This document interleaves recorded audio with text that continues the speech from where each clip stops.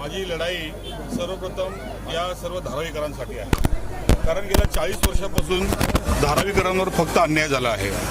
आम्ही 40 वर्षापासून धारावीमधून गायकवाड परिवारांना निवडून देत आहोत, परंतु 40 वर्षापासून धारावीमध्ये शौचालयाचे प्रॉब्लेम्स आहेत। लोकांना शौचालयाला जाण्यासाठी शौचालय नाहीत आणि जे शौचालय आहेत ते सर्व शौचालय माफियांनी कब्जा केलेले आहेत आणि 5-5 रुपये जे आहेत ते सामान्य नागरिकांकडून वसूल करतात। धारावीमध्ये विकासाच्या नावावर नाही एखादी शाळा आली, नाही एखादं हॉस्पिटल आलं। धारावीमध्ये विकासाच्या नावावर आपण बघतोय की सगळे दत्तक वस्तूचे कॉन्ट्रॅक्ट जे आहेत ते त्यांनी यांच्या कार्यकर्त्यांना दिलेले आहेत आणि तेच पेड कार्यकर्ते दलाल चमचे घेऊन ते लोक गेल्या 40 वर्षापासून निवडणूक लढत आहेत। परंतु आता बस झालं, कारण आता आमची जी पिढी आहे ती धारावीमध्ये गेली। हालाकीचं जीवन आम्ही धारावीमध्ये जगलं, परंतु येणारी पिढी जी आहे, येणाऱ्या पिढीच्या उज्ज्वल भविष्यासाठी कुणाला तरी लढलं पाहिजे। ह्या अपेक्षेनेच मी ही निवडणूक लढत आहे, कारण आमच्या येणाऱ्या पिढीला चांगली शिक्षा भेटली पाहिजे, चांगलं स्वास्थ्य भेटलं पाहिजे, त्यांना स्वच्छता भेटली पाहिजे, क्लीन टॉयलेट्स भेटले पाहिजे। ह्या सर्व मुद्द्यांवर मी निवडणूक लढत आहे आणि सर्वात महत्त्वाची गोष्ट सध्या धारावी जी आहे ही पूर्ण मुंबईमधलं हे पॉलिटिकल बॅटल ग्राउंड झालेलं आहे। जो तो येतो तो धारावीवरच बोलतो। उद्धव ठाकरे धारावीवर बोलतात, मोदी येतात धारावीवर बोलतात। वर्षा गायकवाडने पूर्ण इलेक्शन जे आहे ते धारावीच्या मुद्द्यावर आणलेलं आहे। परंतु हे 40 वर्ष तुम्ही जे राज्य केलं धारावीवर, त्या 40 वर्षाच्या राज्यामध्ये धारावीकरांना तुम्ही काय दिलं हा विचारण्याची ताकद, ही विचारण्याची डेअरिंग कोणामध्ये नाही आणि तीच शक्ती घेऊन जी आहे मी मैदानामध्ये उतरलो आहे आणि मी त्यांना हिसाब विचारतोय की तुम्ही 40 वर्षापासून काय केलं। आणि दुसऱ्या ठिकाणी अदानीला हा प्रोजेक्ट देण्यात आला। काँग्रेसचं अदानीचं साठगाठ आहे, कारण तुम्ही बघितलं असेल की परवा दिवशी रेवंत रेड्डी जे आहेत तेलंगणाचे मुख्यमंत्री ते या ठिकाणी आले होते। त्यांची अदानीशी डील आहे आणि रेवंत रेड्डीच्या माध्यमातून काँग्रेसने अदानीशी डील केलेली आहे। वर्षा गायकवाडने अदानीकडून पैसे घेतलेले आहेत आणि त्याच पैशाच्या जोरावर पूर्ण धारावीमध्ये करोडो रुपये खर्च करून त्या इलेक्शन लढत आहेत। प्रत्येक मंडळाला 2-2 लाख, 3-3 लाख, 5-5 लाख रुपये।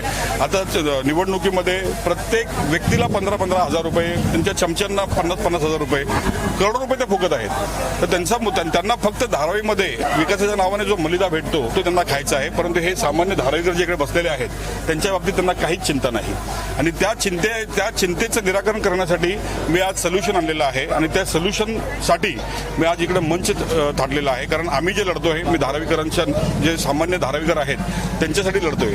त्यांचे जे सामान्य जे अमानवीय जीवन ते जगतायत, मी त्यांच्यासाठी लढतोय।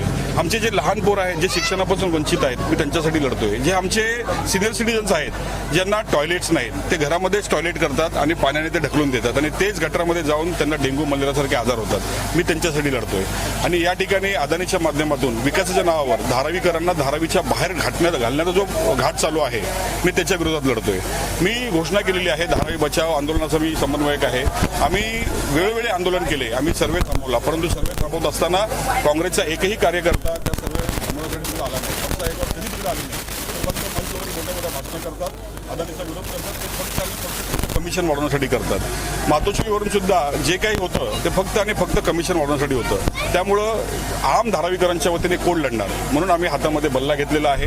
कारण धारावीची ह्या सर्व पक्षांनी जी आहे ती फिल्डिंग लावलेली आहे आणि धारावीकरांना आउट करून धारावीच्या बाहेर म्हणजे Mankhurd, Bhandup, Govandi, dumping ground, salt कॅन या ठिकाणी आणण्याचा सगळ्यांचा प्लॅन आहे आणि तो प्लॅन जो आहे धारावीकरांमध्ये मी होऊ देणार नाही आणि धारावीकर म्हणून धारावीकरांच्या साथीने हिंमत करून मी या निवडणूक आहे। हिंदी चित्रपटसृष्टीने धारावीवरती दयावान चित्रपट बनवला, त्यानंतर रजनीकांतचा काला चित्रपट बनवला। त्यात धारावीची मलिना पुढे जी होती इमेज होती ती कुठेतरी खराब झाली आणि धारावी म्हटलं तर हा मिनी भारत आहे, बरोबर। प्रत्येक जर गल्ली बघितलं तर एक गाव आहे।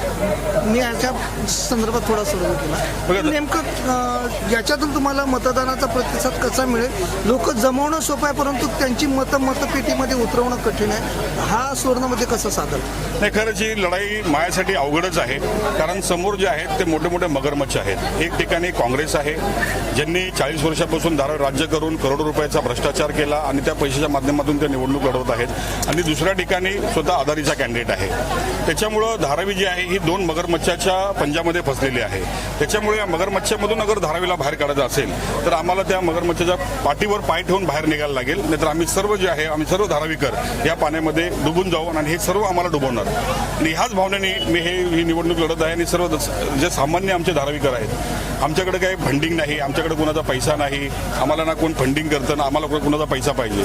मी सर्व लोकांनी माझ्या मित्रमंडळींनी जे मला डोनेशन दिलेलं आहे, जे कॉन्ट्रीब्युशन दिलेलं आहे, त्या कॉन्ट्रीब्युशनच्या माध्यमातून मी ही निवडणूक लढत आहे.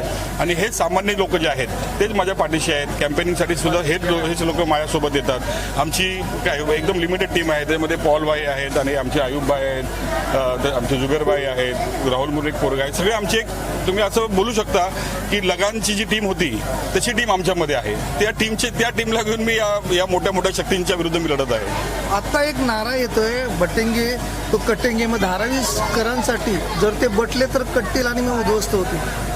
हा नारा सार्थक ठरतोय का?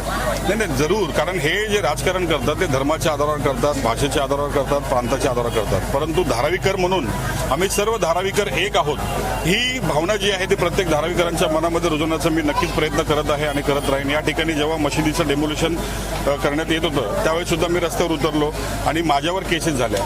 दंगल घडवण्याची केसेस जी आहे ती माझ्यावर झाली. मशिदीचं डेमोल्युशन BMC करत होती, मी फक्त तिकडे हिंदू मुस्लिम एकतेचे नारे दिले, त्याच्यामुळे माझ्या विरोधात केस झाली. तर अशा प्रकारचं राजकारण कटेंगे बटेंगे जे बोलताय ना ते तुम्ही करताय. माझा नारा हाच आहे की हम पडेंगे तो आगे बढेंगे. त्याच्यामुळे माझा मेन उद्देश जो आहे धारावीकरांसाठी मी करिअर लॅबची पण घोषणा आता करणार आहे.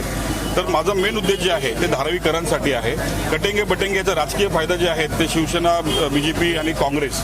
कारण काँग्रेसने इकडे 40 वर्ष हेच भीती दाखवण्याचंच राजकारण केलेलं आहे. मुसलमानांना ते सांगतात की आप हमको मतदान नहीं करोगे तो BJP चुन के आएगी, शिवसेना चुन के आएगी, इसके लिए हमको मतदान करो. ते कधीही विकासाच्या नावाने मतं मागत नाहीत, कधीही कामाच्या आधारावर मतं मागत नाहीत. ते फक्त धर्माच्या आधारावर मतं मागतात आणि त्याच्यामुळेच गेल्या 40 वर्षापासून धारावीवर ही परिस्थिती आलेली आहे. धन्यवाद.